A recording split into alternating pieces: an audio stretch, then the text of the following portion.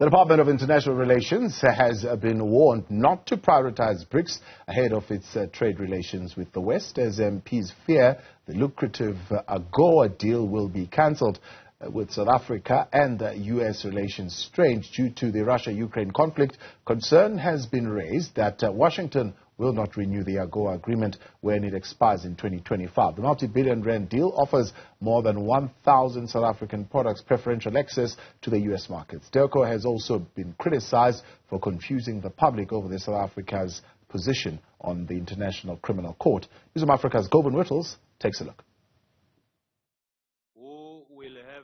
Minister Naledi Pandor's budget speech focused on South Africa's commitment to BRICS and how it believes these nations could help end the Russia-Ukraine conflict. It is possible for BRICS to play such a transformative role. South Africa is serving as chair of BRICS for 2023, and we hope that the BRICS leaders can assume a stronger role in bringing peace to Ukraine and Russia. We welcome the efforts of President Xi Jinping and those promised by President Lula da Silva of Brazil. She stressed the department will need to be properly resourced to host the BRICS summit and the G20 summit in 2025. We are BRICS chair this year and we must showcase our country at its best.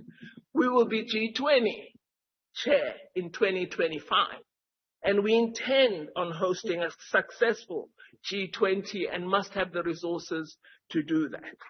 The ANC bemoaned the pressure being put on the government to arrest the Russian President Vladimir Putin if he attends the BRICS summit and hopes for diplomatic protection.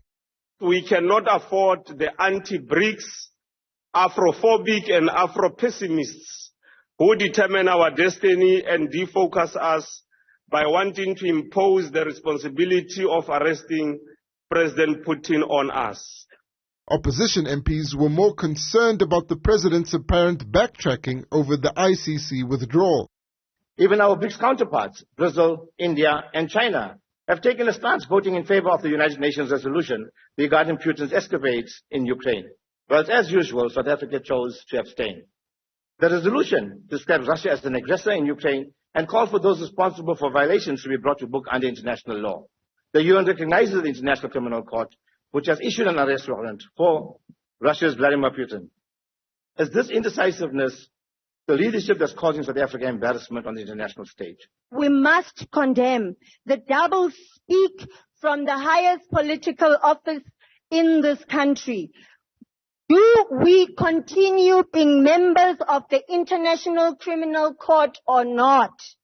Why did Mr. Ramaphosa announce that we are withdrawing from the ICC only for him to change tact a few days later?